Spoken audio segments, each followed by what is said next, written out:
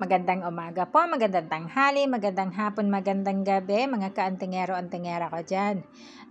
Sa video po na ito, pag-uusapan po natin ang kahoy na mata. So anyway po, kung ang video po na ito ay para sa inyo, please keep watching. Pero kung hindi po, skip na lamang po So pag-uusapan po natin kung ano ang taglay na bertud nito at saan ito gagamitin at saan ito makukuha. So ito po ay ang kahoy na sa bundok po or sa kabundukan ay ito ay makukuha na ito ay hindi po ito yung sinukuan. Ito po ay kahoy na yuyuko mismo. Pareho po ng pagyuko ng hindi po yung hindi po sinukuan pero yun pong kahoy na nagyuko na para siyang kawayan. So yung ang pakabiko niya po yung talagang nagta-touch po siya sa sa lupa So ito po ay matagal ko nang nasa akin. So ito po ang ilang piraso din po ito, iba-ibang size po. So ayan, makikita ninyo. So, handa na po akong i-share ito sa inyo. Kaya, sa ito po, nilagay ko sa bote. Hindi ko po nilagyan siya ng langis kasi gusto ko lang na ganito siya.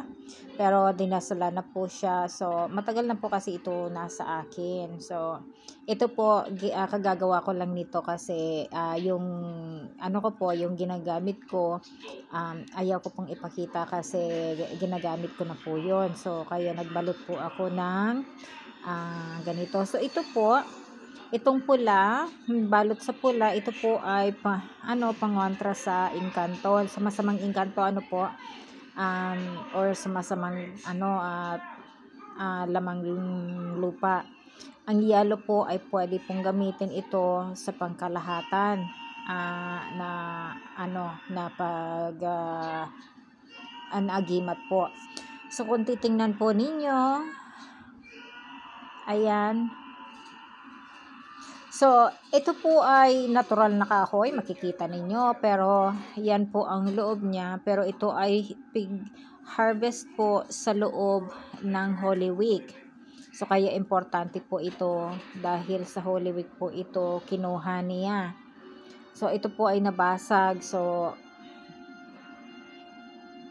ayan ang loob niya po. Kita ninyo kung ano ang itsura ng loob niya So, ito po ay napakagandang bahagi ng agimat or anting-anting kasi ito ay nagtataglay ng protection po So, kasama po ng mga medalyon, pwede po itong isama sa kahit anong medalyon or medalya at lalo pong lalakas. Ito po ay pangbigay ng energy or pang-boost ng energy doon sa mga taong gagamit po lagi ng energy or ng power, yung tulad po ng mga manggagamot So ito po ay pang-boost ng energy. So kasi po minsan ang mga manggagamot, minsan nakakasumpong sila ng malakas, kailangan din po nilang mag-charge after ng panggagamot para alisin yung masamang energy. So lamang po yun, ayun ay natural na proseso ng panggagamot. So ito po, so makikita ninyo, ayan, pero kung titingnan po mismo ninyo, wala pong para-parehos sila nag-iiba talaga, iba-iba ang hitsura nila. So isa po sa pinakapaborito ko ito sa isa sa pinakapaborito ko.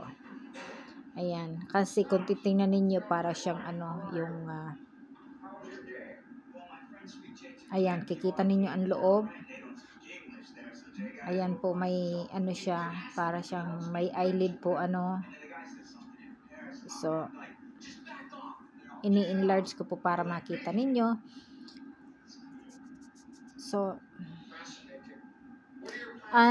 saan po ito makukuha? Ito ay makukuha sa kagubatan po. Ito po ay naano ko sa isang antingero sa Mount Banahaw nung pumunta po ako. At inano niya po ito sa akin, binahago niya rin po ito sa akin. So nag-donate din po ako ng fair amount po ng pera. So bali hindi ko po siya binili, donate ko po siya. So kaya makikita ninyo, I think naano ko po ito nung 2011 ko pa po ito nung pumunta ako diyan. Matagal na po ito na dala-dala ko. So ngayon ko lang po inilabas at karamihan po sa mga tago kong agimat or mutya or anting-anting na nahakot ko. Karamihan po ay tinatago ko lamang, pero ngayon gusto kong i-share. So again po, may dalawa or isang antingero at isang antingera ang makakatanggap po ng ganito. At pwede ko pong ilagay siya sa sa bote. Kung maliit po ang mabubunot natin, at kung malaki po, so babaliutin na lang ng ganito or ilagay sa sa papel para hindi makita po So maano po itong masyado manipis. So, hindi po ito pwedeng ilagay sa pitaka kasi mapuputol siya or mabibiyak na po, tulad po na ganito. So, mabibiyak po siya. Kaya, hindi po siya pwede sa wallet or sa nag-iisa lang. Kaya, inilagay ko po yung yung sa akin, nasa loob po ng malaking bote na parang ganito po. So, pero ito po, maliliit lang siya, kaya nasa loob lamang po siya ng bote, So, ayan po, alam niyo na kung saan gagamitin ito. At saan ito makukuha, kung paano ang pag-harvest po nito. So, ito po, kung pwede mo itong gamitin, ang napaka-importante po pala bago ko makalimutan, ito ay mabisa po na panghanap ng mga bagay na nawawala. So, pwede, kung ano man po ang nawawala mong mga gamit na pinapakialaman po ng mga taong hindi nakikita, yung mga malalarong duwende, ay ibabalik po nila. So, basta halimbawa, ilagay po lamang ito doon sa kung saan na huling naalala yung yung gamit ninyo, not necessarily doon mismo, pero kung saan niyo po huling naalala at kung anong yung hinahanap ninyo ay ibabalik nila, kasi ito po ay pangontra para sa mga mapaglarong lamang lupa. So anyway po, happy Holy Week po, happy hunting po ng mga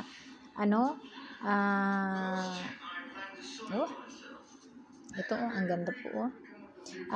Happy hunting po ng mga agimat. Bye for now.